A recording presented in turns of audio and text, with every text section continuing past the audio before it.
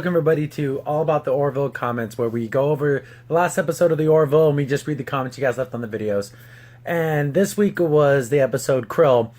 We posted it a little late, but we discussed that in the last video, so there's not as many comments. No. And there was a whole mess up with Fox not letting me use any images because I got a copyright strike. Yeah. I contacted Fox over a week ago, like their actual legal department, that they left the email, and they never got back to me. So I have no idea what I did wrong, or if I'm not allowed to use so many images or whatever. You guys left some suggestions of what to do, but as for now, I'm not going to end up having any footage or anything from Orville because I don't want to get another copyright strike. We can't risk which it. really sucks. But anyways, so thanks for all the suggestions on what to do, but I don't want to get any type of like legalities and all that kind of stuff. No. I'll just leave the pictures out just to avoid the headache. Yeah, it's just better to do it that way. So, but the actual episode, let's jump right into the comments with these ones. Our first one is Psychotic Productions. This might be my favorite episode so far, I think. The show has an odd balance between humor and seriousness, and even straight up darkness occasionally, but I like it. Interesting moral dilemma as well.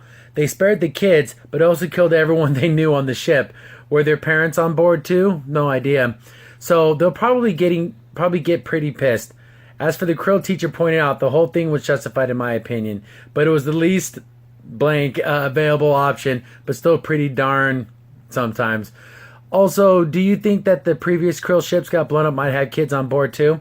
You know what? These ships are pretty huge. And since they literally knew nothing about Krill society, I would imagine there probably was kids. But you didn't know, though, so you can't really fault the Union ships for doing what and they're in a battle. Yeah, it's it different. Sucks. It's like when you don't see it, it's out of sight, out of mind. Yeah. I know it's terrible to say that, and they didn't know. But now they do know, but at that point, what do you do? You're not fighting Krill ship against, they have kids, you can't think like that. It's the same thing of dropping a bomb on a building to like blow it up and then actually seeing the faces of the people that die. Yeah, it sucks. War is hell, and it's awful, but when it comes, it's you versus me, and well, I remember when Malloy was saying, well, we were here to make peace with the people, but 30 seconds ago, but now it's different circumstance now. They don't want to blow up a colony. Yeah, they had that neutron bomb thing, so it's kind of crappy. But they try to do peace, and the Krill people just are not going to come to the table unless something huge happens. They have that ship now. Maybe they're going to turn the tide of battle and kind of force the Krill to come to the table. Because they can reverse engineer and find out all its little secrets and stuff.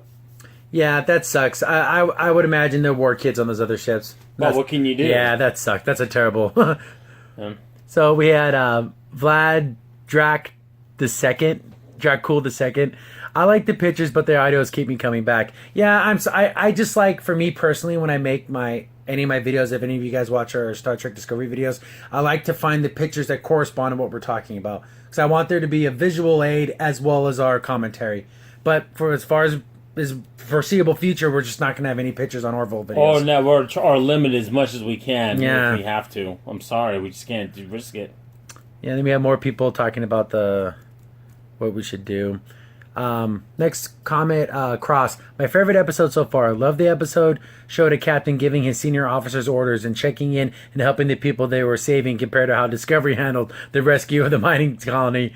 Also, the Krill makeup is amazing. You can clearly see the actors act and speak clearly. Plus, I think the female Krill look pretty hot compared to the stiff new Klingons with mouths full of cotton balls.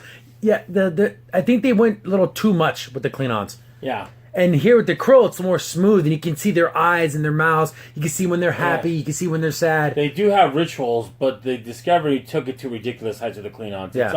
It's too ritualistic. It's monstrous. Yeah, it's too much. The makeup, you can't tell if a Klingon's sad or happy. No. And nothing, because they all have that monster-looking face, because the makeup is so thick. And so, but see, with the Krill, like when that female Krill officer was talking to them, you could tell she was interested. Yeah. And she wanted to know about them. You can see it in her eyes. The Klingons, just monsters. Yeah, they're totally acting not like Krill, but she didn't even seem to mind that, which is... I know, but just how they keep popping up. It's like, they just say the craziest things and they weren't responding. It's like, Malloy, you're going to screw the mission up. Just be quiet, Malloy, your little comments of being an idiot.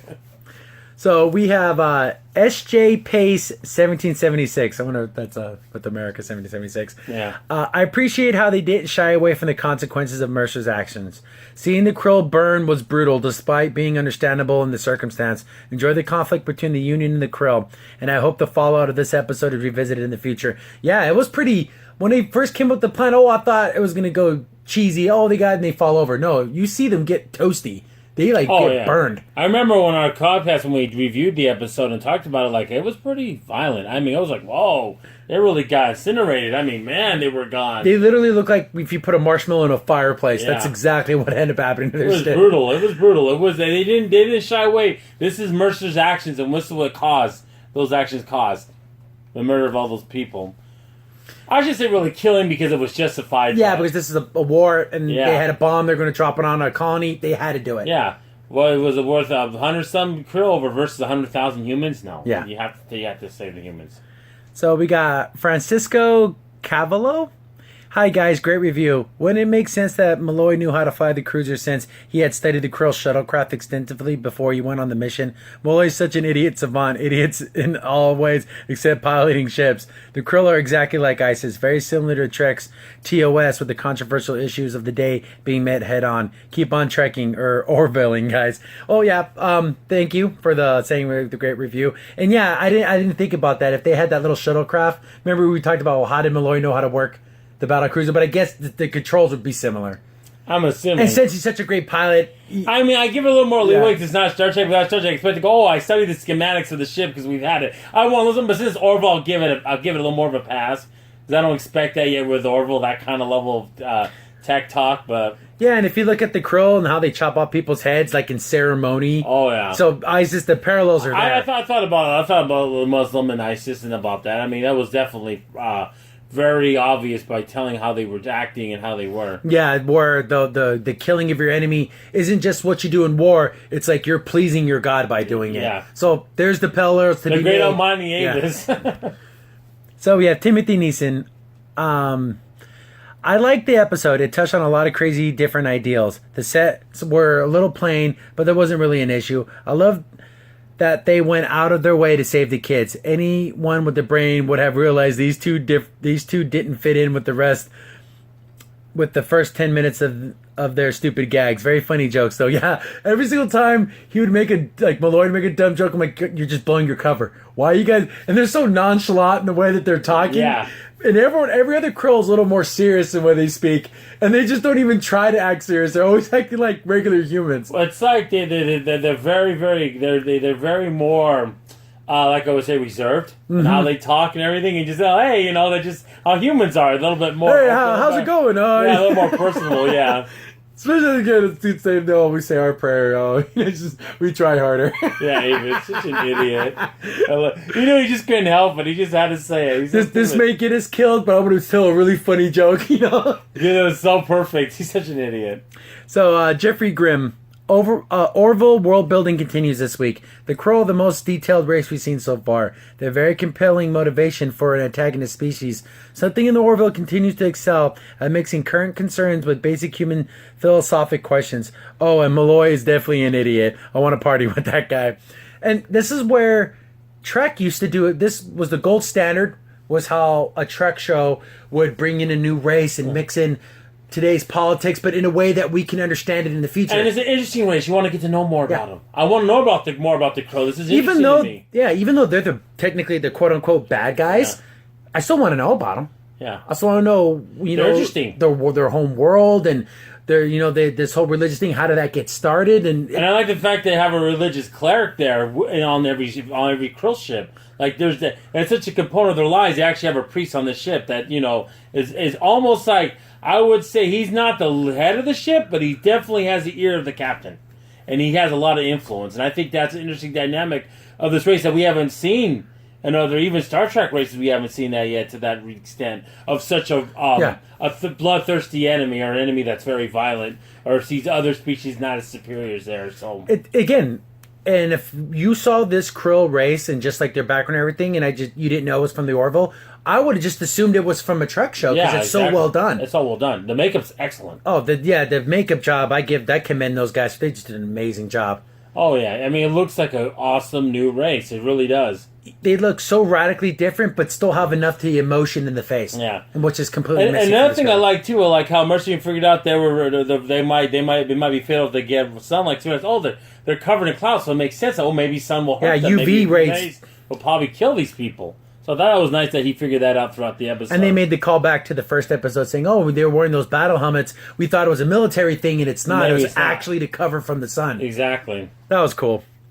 So, Time like 01. I think Malloy was able to rapidly figure out how to operate the Krill systems because he is said to be the best pilot in the Union. That's why the Admiral insisted that he go on the mission. Yeah, we're going to just go, assume that since they did have that transport and he's, an amazing pilot, he was able to figure it all out. Yeah, he figured it out. He was just that smart.